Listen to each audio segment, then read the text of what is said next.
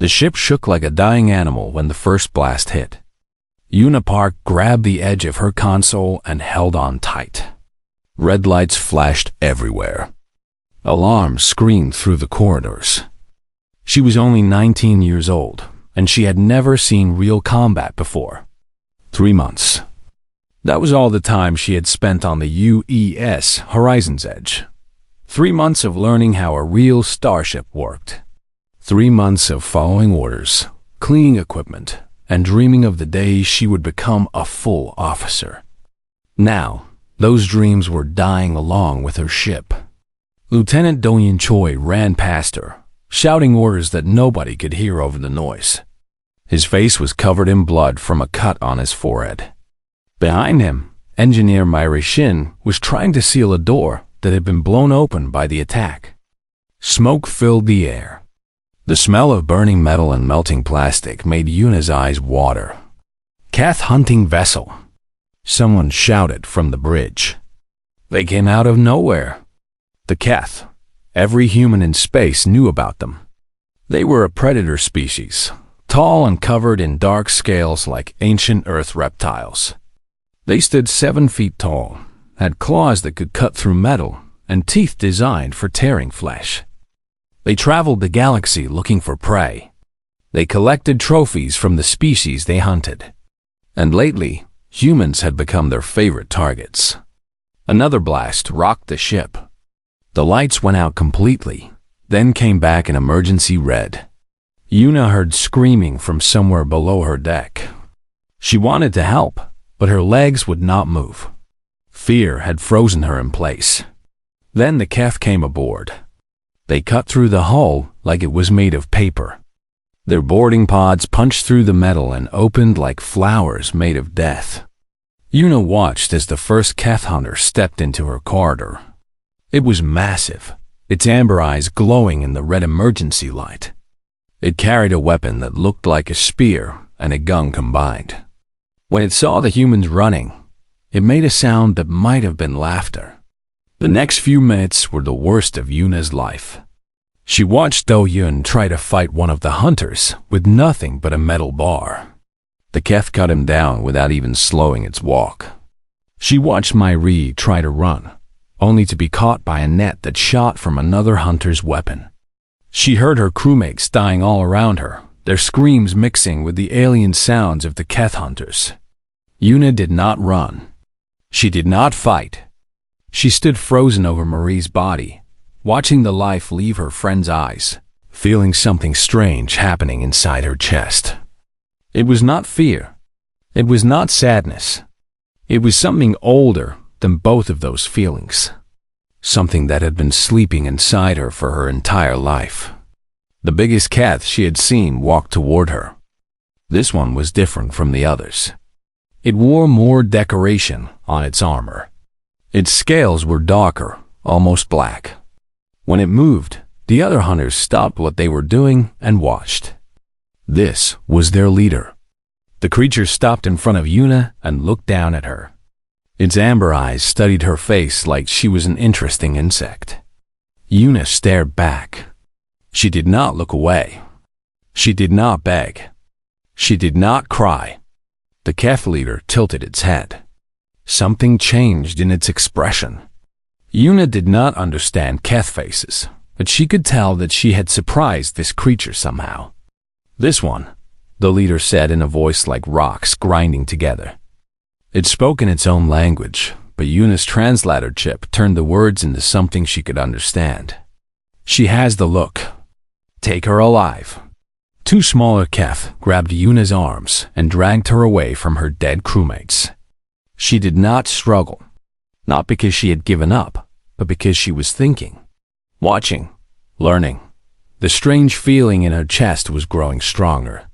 They took her through the ruined corridors of her ship. She saw bodies everywhere. Some were human. Some were Keth who had been killed by humans fighting back. The horizon's edge had not gone down without a fight, but it had gone down all the same. The Keth boarding pod smelled like blood and something else, something animal and wild. They threw Yuna inside with rough hands. She hit the floor hard and felt pain bloom in her shoulder. But she did not cry out. She refused to give them that satisfaction. The pod detached from the human ship and flew toward the Keth vessel. Through a small window, Yuna watched the horizon's edge drift in space, broken and burning. Everyone she had known for the past 3 months was dead. She was alone. The Keth ship was called the Crimson Maw.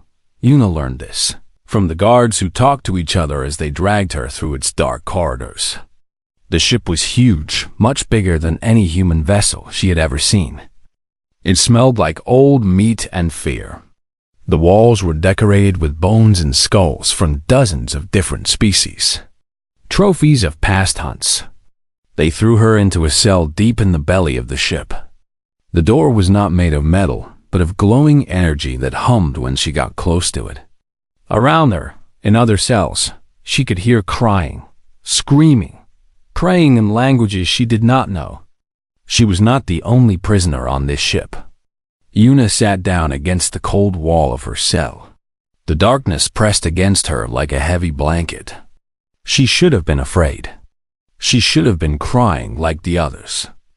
But instead, she felt strangely calm. She remembered something her grandmother had told her years ago, back in Imprisoned. Before Yuna had left Earth to join the fleet, the old woman had held Yuna's hands in her wrinkled fingers and looked into her eyes with a serious expression. "Our family carries something old in our blood, child," her grandmother had said. "Something from before cities and farms. Something from when humans were just another animal fighting to survive. You will know it when you need it. It will wake up when you have no other choice." In the dark cell of the Keth hunting vessel, surrounded by predators who saw her as nothing more than prey, Yuna felt that something stir inside her chest. It stretched like an animal waking from a long sleep. It opened its eyes in the darkness of her mind, and it began to smile. 6 days passed on the Keth ship. 6 days of darkness, bad food, and the constant sound of other prisoners crying in their cells. Yuna used every minute of that time to learn. The Keth called this place the trophy hold. It was a gallery of living specimens, each one representing a species they had conquered. The prisoners were not kept here to be killed quickly. They were kept here to be studied, to be shown off, and eventually to be hunted for sport. Every few cycles, the Keth would come and drag one prisoner out of their cell. The other captives would go quiet, pressing themselves against the backs of their cells, hoping not to be chosen. Then the screaming would begin somewhere in the ship and last for a long time before finally going silent. They called it the hunt. It was a game to the Keth, a ritual where they would release a prisoner into part of the ship and chase them down like animals. Nobody ever came back from the hunt. Yuna watched the guards carefully. She counted their steps. She memorized their patterns. Every 16 hours, they changed shifts. Every 4 hours, they walked past her cell. There were always 2 of them, and they always walked on the left side of the corridor. Small details. Most prisoners would not notice such things. But Yuna was not most prisoners. She also studied the energy barrier that kept her in her cell. It hummed at a constant frequency, but sometimes, just for a tiny moment, the hum would change. It happened every 16 seconds, a small fluctuation that lasted less than a heartbeat. Yuna did not know if this weakness could be used, but she remembered it anyway. On the 3rd day, the Keth leader came to see her. He stood outside her cell and looked at her through the energy barrier. Up close, Yuna could see how different he was from the other Keth. His scales were thicker. His claws were longer and more curved. Scars covered his body, each one a story of some past fight. This was a creature that had been hunting and killing for a very long time. "I am Varth," he said. His voice was low and rough. "I lead this pack. I have hunted many species across many stars, but your kind interests me most." Yuna said nothing. She sat against the wall and watched him with empty eyes. Vorith tilted his head. Humans are strange creatures. Your skin is soft. Your bones break easily. You have no claws, no fangs, no poison. By all logic, you should be at the bottom of the food chain. Prey for every predator in the galaxy. He pressed one clawed hand against the barrier. It sparked where he touched it. And yet, your species is spread across 100 worlds in just a few centuries. You build ships that can cross between stars. You fight wars and win them. How is this possible? What is your secret? Yuna remained silent. She had decided on the first day that she would not speak to her captors. Not out of pride, but out of strategy. The less they knew about her, the better. Vorith made a sound that might have been a laugh. Silent. Good. The strong ones are always silent at first. They break later. They all break in the end. He came back every day after that. Sometimes he would talk for hours, asking questions that Yuna never answered. He seemed fascinated by humanity, by the contradiction between their physical weakness and their success as a species. Yuna listened to everything he said and stored the information away for later. She learned that the Keth had been hunters for thousands of years. They believed that the universe was divided into two types of creatures, predators and prey. The strong hunted the weak. That was the natural order of things. Humans confused them because they did not fit neatly into either category. On the fifth day, they took Bora. Bora was a Velith, a species from a peaceful world on the other side of the galaxy. She was small and covered in soft blue fur. Her voice was gentle, and she spent her days singing quiet songs to calm the other prisoners. Yuna had never spoken to her directly, but she had found comfort in those songs during the long dark hours. When the guards came for Bora, she did not scream or fight. She simply stood up and walked out of her cell with quiet dignity. As she passed Yuna's cell, she looked inside and their eyes met. Bora smiled sadly, as if saying goodbye to a friend. 20 minutes later, the screaming started. It went on for a long time. Much longer than usual. Yuna sat in her cell and listened to every sound. She heard Bora running, falling, getting up again. She heard the Keth hunters laughing, playing with their prey. And finally, she heard the silence that meant it was over. Something changed inside Yuna that night. The thing her grandmother had spoken about. The old survivor sleeping in her blood fully opened its eyes. It looked at the Keth ship with new understanding. It studied the guards, the barriers, the corridors. It calculated distances and times. It remembered every weakness it had observed over the past 5 days, and it made a decision. Yuna was not going to escape this ship. Escape was what prey did. Prey ran away and hoped the predators would not follow. That was not what the thing inside her wanted. No.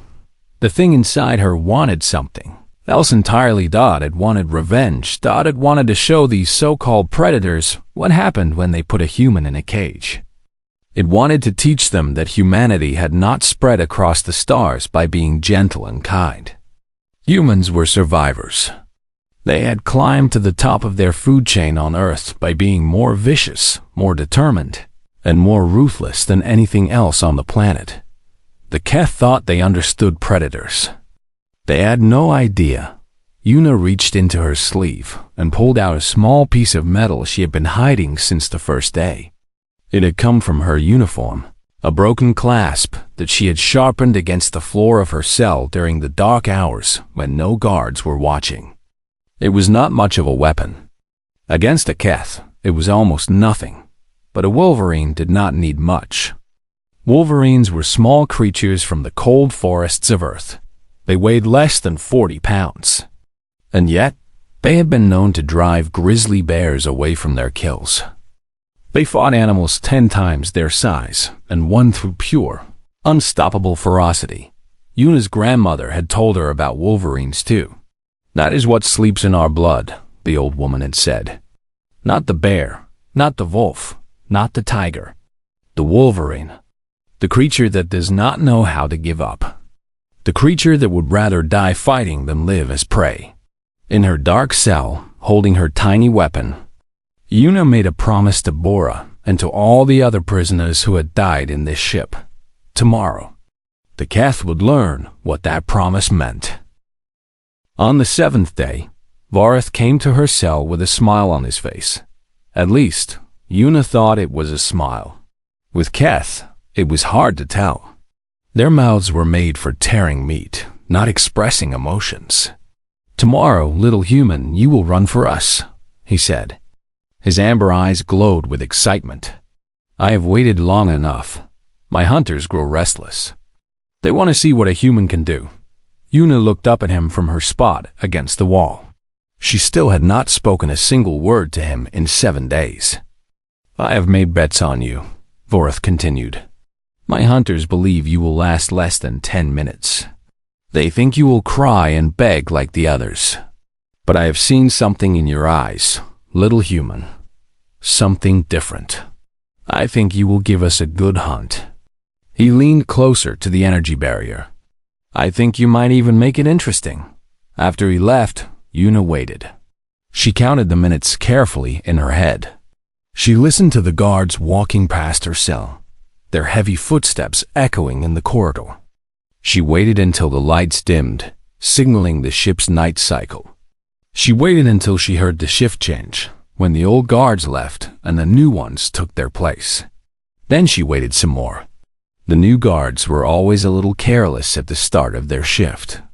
They talked to each other instead of watching the cells. They moved slower than they should. Yuna had noticed this pattern on the 2nd day.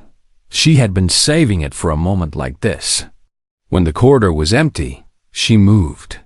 The energy barrier hummed in front of her, that constant sound she had been listening to for a week. She counted in her head. 1, 2, 3, 14, 15, 16. The hum changed, just for a tiny moment. The barrier flickered. Yuna struck. She hit the barrier with her piece of metal at exactly the right spot, at exactly the right time. The metal sparked. The barrier flickered again, longer this time. Yuna hit it again and again, matching her strikes to the fluctuation she had memorized. The barrier died. For a moment, Yuna just stood there. She had not been entirely sure her plan would work. But now the doorway to her cell was open, and the corridor stretched out before her, dark and empty. The thing inside her, the Wolverine, surged forward and took control. She moved through the corridor like a shadow. Her bare feet made no sound on the cold metal floor. The academy had taught her basic combat, basic movement, basic survival. But something else was guiding her now. Something older than the academy. Something that knew how to hunt. The first guard never saw her coming. He was standing at the end of the corridor, looking at a small screen on his wrist. Yuna came up behind him so quietly that he did not hear her until her metal shard was already at his throat. She aimed for the spot she had noticed during her days of observation, the thin place under the jaw where the scales did not quite meet. The calf made a wet sound and fell. Yuna caught his body and lowered it to the floor without making noise. Her hands were shaking, but not from fear, from something else. Something that felt like excitement. She had never killed before. Part of her, the old Yuna, felt sick at what she had done. But that part was very small now, locked away in a corner of her mind while the Wolverine did its work. She took the guard's weapon, a long blade curved like a claw. It was too big for her hands, but she made it work. She also took his keycard and his communication device. Then she moved on. The second guard found the body 5 minutes later.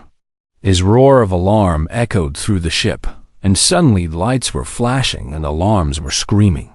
The hunt had begun early, but this time, the prey was not running away. Yuna used the keycard to open other cells. Not all of them, just the ones closest to her. 4 prisoners stumbled out into the corridor, blinking in the light, confused and afraid. There was Tal, a reptilian creature who had been locked up for years. There was Mira, a being made of something like living crystal. There were two others, whose names Yuna never learned. They looked at her with wide eyes, not understanding what was happening. "Follow me," Yuna said. Her voice was rough from 7 days of silence. "Stay behind me. Stay quiet. We should hide," Tal whispered. His scales were pale with fear. "Wait for rescue. Someone will come. Someone always comes." Yuna turned to look at him. Something in her eyes made him step back. "No one is coming," she said. "There is only us and them. Now follow me or stay here and die. I do not care which one you choose." She did not wait for an answer. She moved down the corridor, her stolen blade ready. Behind her, she heard the others following, even afraid. They could sense that their best chance of survival was staying close to the small human girl who had somehow escaped her cell and killed a Keth guard with a piece of metal. The ship was waking up now. Yuna could hear footsteps and shouting from all directions. The Keth were organizing a search. They would find her soon. She knew that. She did not care. 3 more Keth found her before she reached the upper levels. The first one died before he could raise his weapon. The second one managed to cut her arm before she opened his throat. The third one actually fought back, trading blows with her for almost a full minute before she found an opening and ended him. Each kill fed the thing inside her. Each kill made her faster, stronger, more certain. The old Yuna was screaming somewhere in the back of her mind, horrified by what she was becoming. But the Wolverine did not listen.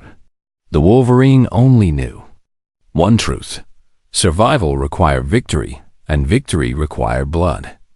By the time Vorath himself joined the hunt, 4 of his hunters were dead, and Yuna was still moving, still fighting, still refusing to be prey.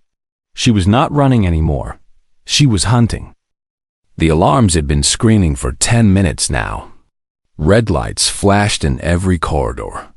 The entire ship knew that something was wrong, something that had never happened before in the long history of the Crimson Maw. The prey was fighting back. Yuna moved through the ship like a storm made of fury. The wound on her arm was bleeding, leaving drops of red on the metal floor behind her. She did not feel the pain. The Wolverine had pushed all of that away, leaving only focus and purpose. Behind her, the 4 prisoners she had freed were struggling to keep up. Tal, the reptilian, was the fastest. He had been a warrior once, before the Keth had broken him. Something in Yuna's eyes was waking up something in him too. He had picked up a weapon from one of the fallen guards and was watching the corridors behind them. Mira.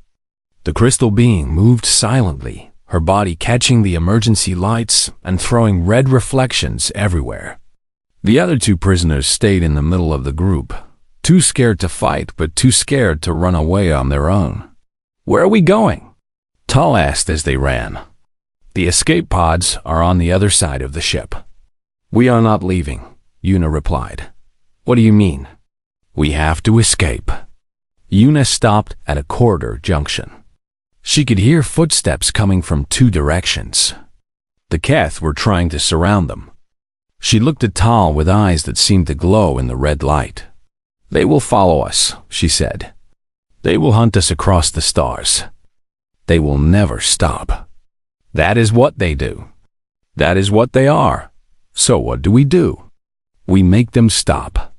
Before Tal could ask what she meant, the first hunting party found them.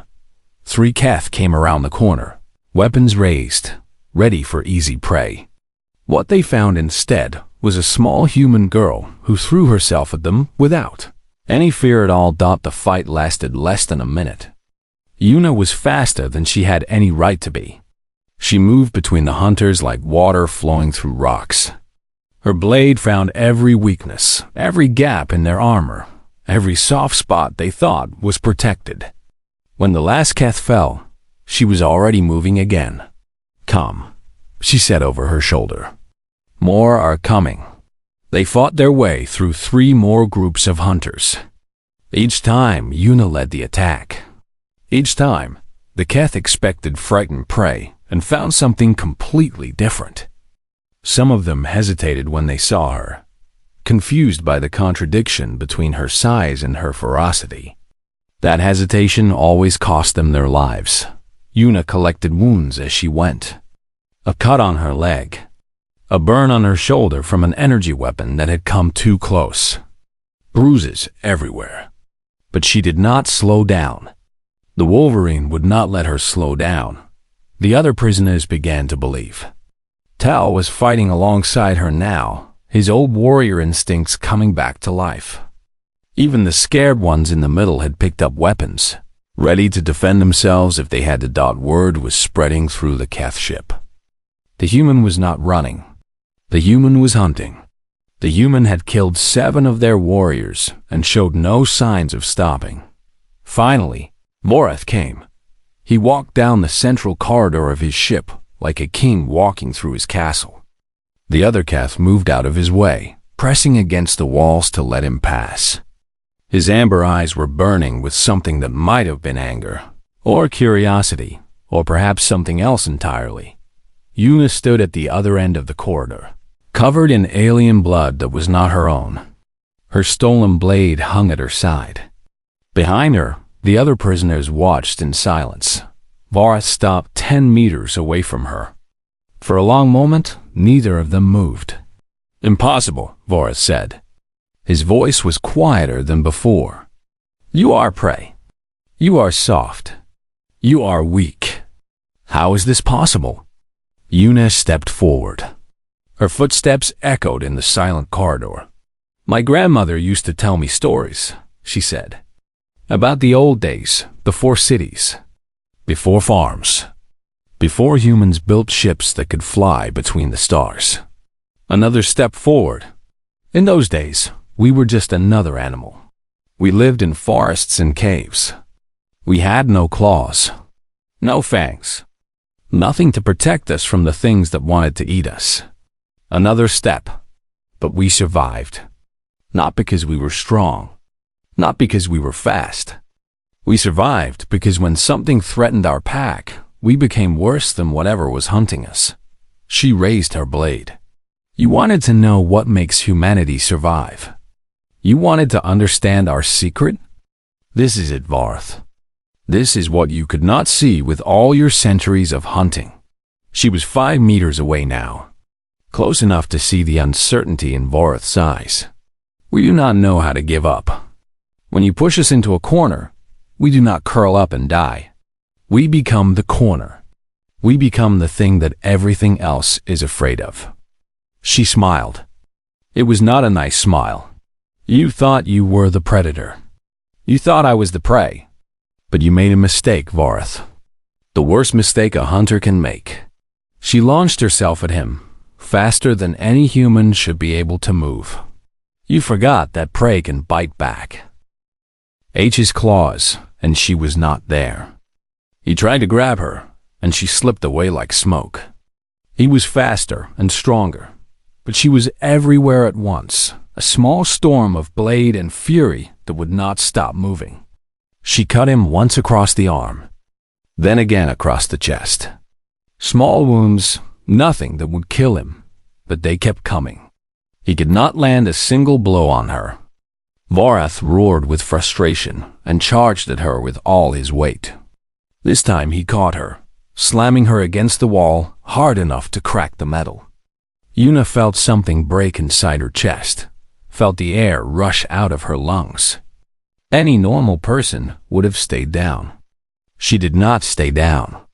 Before Vorath could finish her, she drove her blade into the soft spot under his arm, the place where the scales did not quite meet.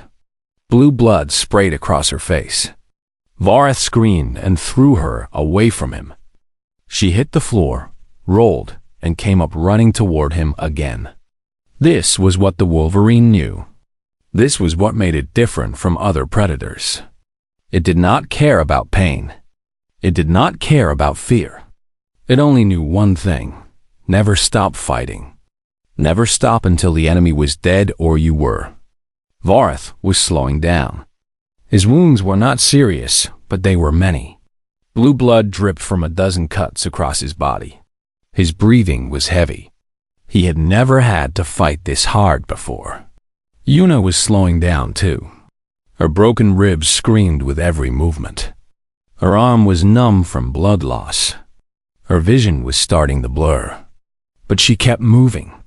She kept attacking. She kept refusing to die. Finally, Vorath made a mistake. He overextended on a strike, leaving his neck exposed for just a moment. Yuna saw the opening and took it. She leaped at him with the last of her strength, driving her blade toward his throat. Vorath twisted at the last second, and the blade missed his throat by a centimeter. But it caught the side of his face instead, opening a deep cut from his eye to his jaw. He fell backward, hitting the floor hard. Before he could get up, Yuna was on top of him. She had lost her blade, so she grabbed his own claw knife from his belt and pressed it against the soft scales under his chin. The corridor was silent. The other Keth watched in shock. Their pack leader, the greatest hunter in their fleet, was lying on the ground with a human's knee on his chest.